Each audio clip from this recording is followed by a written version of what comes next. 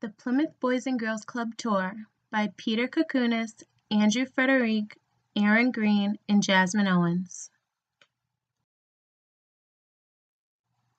Having 4 team members working on completely different schedules was difficult, but we utilized technology to keep in contact and on track.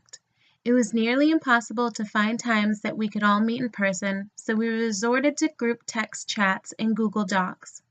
We set our benchmark goals early on in the semester and stuck to them, with adjustments to dates and times every now and then due to unplanned circumstances. Our initial plan was to work with an animal shelter. We found that this would be too much to handle given our time constraints.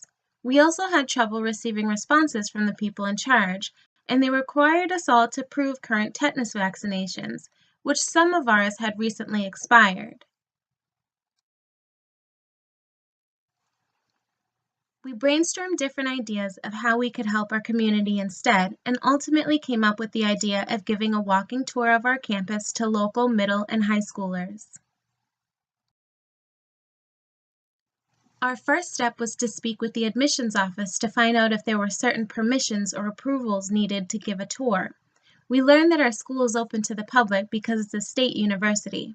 When we explained our plan to host our own tour, they graciously provided us with Corsair swag bags filled with pamphlets about the school and the community.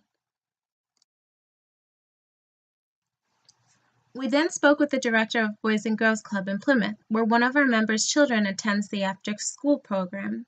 We asked if they'd be interested in the tour, how many children they could bring and chaperone during the tour, and what days and times would work for them.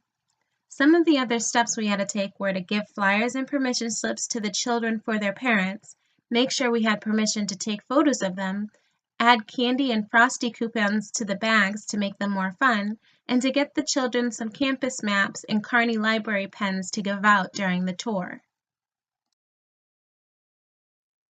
Each member of the group had their own part of the tour to host. We started by meeting in the visitors' parking lot. We explained the history of our school and what dorm life could be like.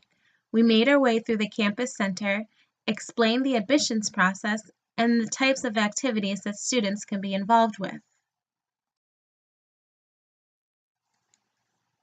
Then we made our way through the LARTs, sang, the library, CCB, and we took a brief look at the Performing Arts Center for one of the children who was interested in drama.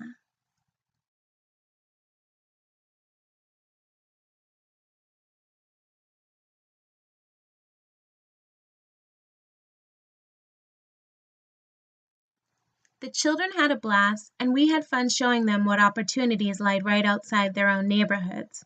We even learned things about the school that we'd never knew ourselves.